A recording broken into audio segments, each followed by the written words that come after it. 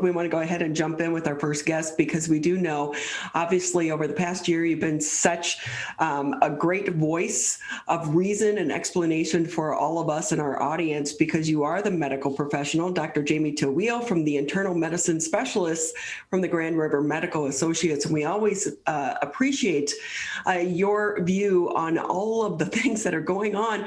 Are you surprised right now at the hesitancy of how many people seem to not want to get vaccinated? Yes and no. I am, because there's always going to be hesitancy. And even with the flu vaccine, there's always been hesitancy. Even with children's vaccines, there's always been hesitancy. But with this one, just given the rollout, I did expect a lot of it, but I just didn't expect it to the degree that it was. There's been a lot of people that have just been genuinely concerned about it, and rightfully so.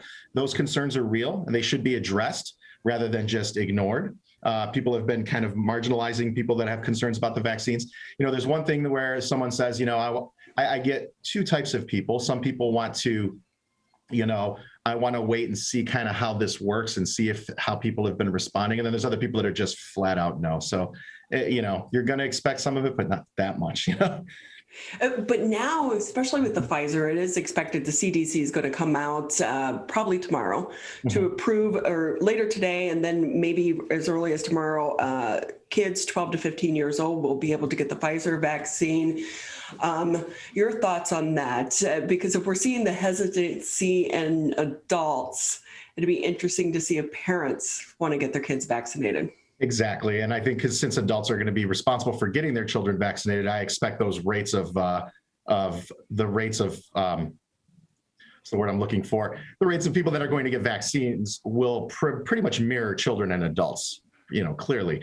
But I do think that there will be certainly more hesitancy just because, but they should also take into account the fact that it took a lot longer for children to be approved, which means there was a lot more research put in. I think people are still kind of stuck at the minute it was emergently approved by the FDA, that all research got halted, and that's just simply not the case. They had a lot more time to continue doing research. So hopefully they'll take that into consideration and get as educated as they can and make a decision that's best for them and their families.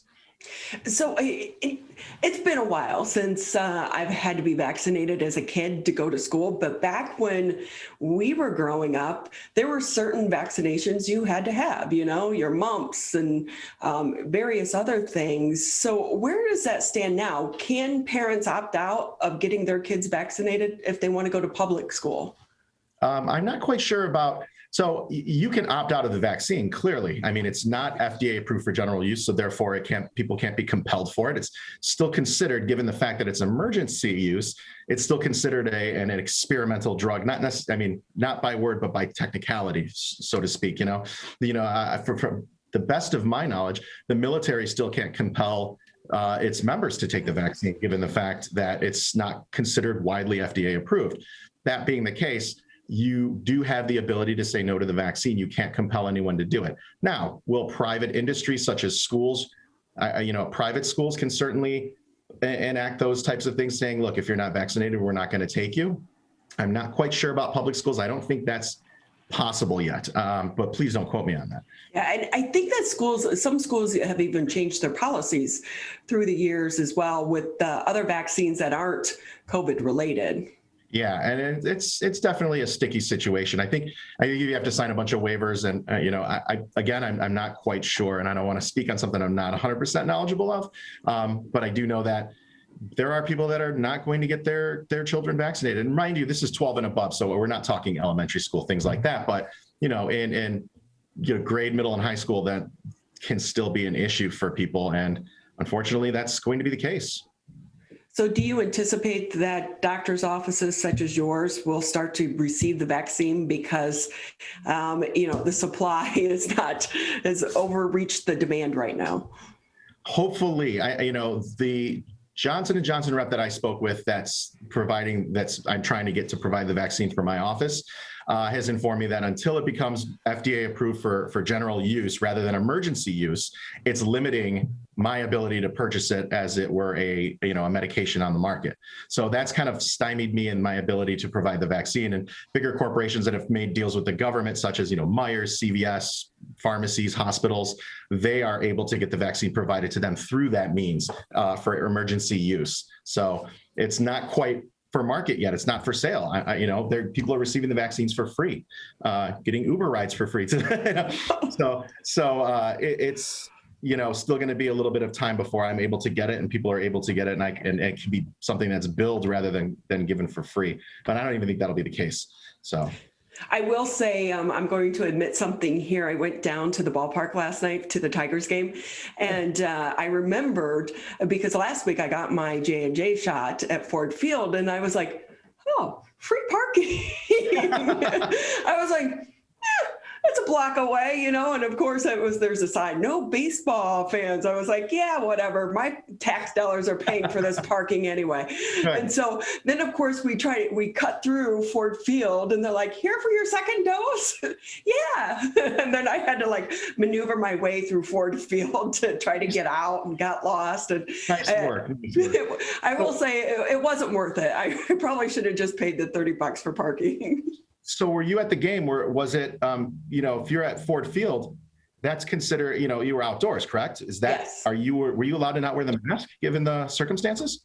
Yeah, so when you're sitting down, most people didn't have their mask on when they were sitting down with their groups, but you're very spaced out. There were 6 in our group, and we couldn't even all sit together. So people are very far apart. There were no lines like at the concession stands or the bathrooms. So I think people will feel safe going to a ball game right now. So with that too, and still be able to do it. Yeah, I know, right? Dr. Jamie Taweel with us here on the MegaCast. He's the internal medicine specialist for the Grand River Medical Associates. And with that, we're starting to see some of the complications from some of the people that have had COVID, some of these long haulers that they're calling them. Although some people are also reporting once they're getting their vaccines, some of their conditions are improving. But if someone falls into this group, what can they do? Can they do anything to try to improve? Most of them, it's their lung capacity, I believe. So I'm getting reports. I have patients that have had COVID that are getting long-term effects. A lot of people are reporting kind of a brain fog, like they're just not thinking clearly. They feel kind of like they're drunk. There's been some issues with vertigo. There's been some issues with just kind of, again, long-term critical thinking that's just been making them feel rather just drained. Other people, long-term effects of their lungs, coughing, difficulty breathing. We would image them up to see if they have anything going on in their lungs. Make sure it's not a cardiac issue, because difficulty breathing can also, your heart and your lungs are basically wrapped around each other. So you stress one, you end up stressing the other. So we got to make sure that their hearts are doing okay as well. And a lot of it's just symptom management. Support the heart, support the lungs, and do the best we can. And hopefully it'll continue to improve. Other people having long-term issues with their taste and sense of smell still being gone up to 6 months so far. It's been pretty rough. People have been really experiencing this for quite some time. And hopefully it'll continue to improve. And hopefully, I hate to have to tell patients we just don't know if this is going to be your new normal or not. Hopefully it isn't, but, supportive care and, allowing them to breathe better, giving them medications to open up their lungs has been helping them. But yeah, it has been real. People have been having long-term effects, and it's unfortunate. So I know that we talked about this around this time last year as well, but as we go into the summer months, but the summer season allergies as well, or the spring season allergies. If I say it one time, I say it 100 times. No, I do not have COVID. I have seasonal allergies. But how do people know the difference? I mean, by now we should, because we've been talking about this for a year, but a lot of people still never had COVID. Yeah, very true. And that's the other thing, just a real quick touch base on that long-term effect. People that do have these long-term effects, I also have to make sure that it is COVID and not something different. I still have to work those things up to make sure that they're not presenting with a new problem that we're just kind of lumping into COVID. Allergies being the same thing. Now, to answer your question with regards to allergies, you kind of answered your own question. You said it yourself. Every year, these are my allergies. I deal with this. And if it's something that you deal with when you go outside, or you have those common things that you've been dealing with, runny nose, congestion, that cough, some shortness of breath, things like that, it's kind of you get it. But people that have COVID, it's irrespective of where you are, it's irrespective of how you're doing, you just feel miserable head to toe. Viruses tend to get COVID does impact people differently, but viruses are a whole body issue. So people feel fatigued, they get fevers. Allergies typically don't present with a fever. Allergies are, again, they're those things that you've been living with for quite some time, taking some allergy medications to improve your symptoms. And if they do, that's you kind of treatment and diagnosis at the same time.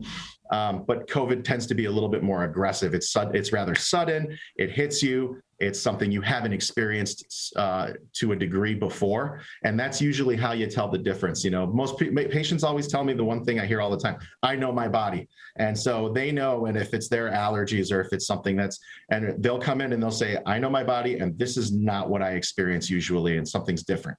So.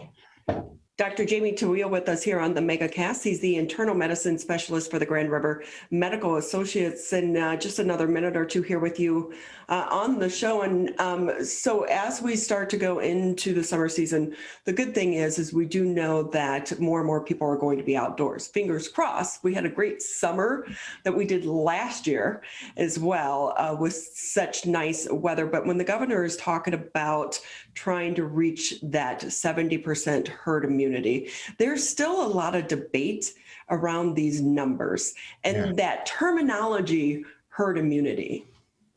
Okay. So what can I help? I guess one of the questions is it real? Because for people who are going to states like Florida or Ohio, they were already open through, so much sooner than what we were here in Michigan. And they don't seem to have the same restrictions, and they didn't see the surge that we saw over the past couple of months. So what exactly is herd immunity, and how do you get there? Can you explain it from a medical standpoint? So herd immunity is a degree of immunity in a significant portion of the population to such a degree that it's no longer spreading the virus. In other words, you get that 70% number. 70% of people are either vaccinated or have had COVID and have antibodies to it to a degree. And as a result, they're not spreading the virus as actively anymore. And it basically phases it out. There'll still be cases, but they will not be as aggressive. It won't shut things down. It won't overwhelm the hospitals. And the hope is that we will get to that at some point in time. That being said, it is a little bit odd that, Ohio and Florida have not seen those giant spikes that Michigan has. I think Michigan kind of was restricted to such a degree, personal opinion here, it's such restricted to such a degree that once things opened up, everybody kind of just went for it, you know what I mean? And saw the numbers in other states not rising as aggressively. And I think we, got that proverbial slap on the wrist. And I think people are starting to be more cautious as a result. And the hope is that we'll get there. I'm confident that we can, not quite sure that we will. So with that too, Doctor, if I can ask you, watching what's going on in India is heartbreaking. And we're hearing so much about variants. Should we be concerned about variants taking over and basically wiping out all the work that we've done to get to this point? So I believe, the new vaccines, the Pfizer, Johnson & Johnson's been pretty aggressive about their vaccine, has been shown to be very successful against two types of variants. Those are the ones that they've been studying so far. And I know that the Pfizer and Moderna have also been very effective in preventing, variants as well, which is a good thing. There will always be variants that kind of come up there. And I think as they come up, I believe that since we already have the vaccine pretty much made, we kind of know what we're doing at this point, they will be able to make booster shots that will accommodate for variants as well. That's the hope, and I'm confident that'll happen. So variants are going to be, and by the way, just to make note of it, that resurgence that we recently had in Michigan was also due to a variant that just was very aggressive, much more easily spread. So that being the case, the vaccine has been shown to be effective against that variant. So people have been doing a good job. And it is something to be concerned about, but I think we're no longer fighting this from, I described it at one point in time. It felt like we were working on a car while we were driving it down the freeway. I feel like we're a little bit ahead of the game at this point, and we're able to kind of predict things that are going to happen and get to it a little bit faster since we've already been in this for so long. That's a really good analogy. I like that. Dr. Taweel with us here on the MegaCast. Doctor, we always appreciate your time, and we appreciate you being able to join us a little bit early. And with that, before we say goodbye, anything else that you want to add that people should be, it should be on their radar going forward over the warmer months? No, I want people to go out and enjoy themselves and just be cautious as possible. One thing I'm kind of noticing, I want to just, if I could just get on my TED talk for a minute, is that I see a lot of people that have just been very aggressive with other people that are choosing to or not wear masks. And I find that to be counterproductive. And I don't feel that people are going to change other people's opinions. I think it's just frustrating people. And I always tell patients, if you see someone that's not wearing a mask and it bothers you, your best bet is to socially distance from them, not get in their face and be aggressive. I think if you're concerned about spreading a communicable disease, having a heated conversation, close to face is not going to really win your argument, and I think people should just be respectful of other people's decisions as best they can. If you feel that they're not making a decision that's best for the community, I understand that, but that's their decision to make, unfortunately. I see a lot of people have just been taking this really, really aggressively, and it's disheartening. It really is. And I think adding to the confusion on that conversation too, the CDC guidelines about people who are vaccinated and the ones that aren't vaccinated, and vaccinated people can, be without a mask, and this type of group. And that kind of adds to the confusion, because then also, do you go up to someone, are you vaccinated? I must be asked that 100 times a day.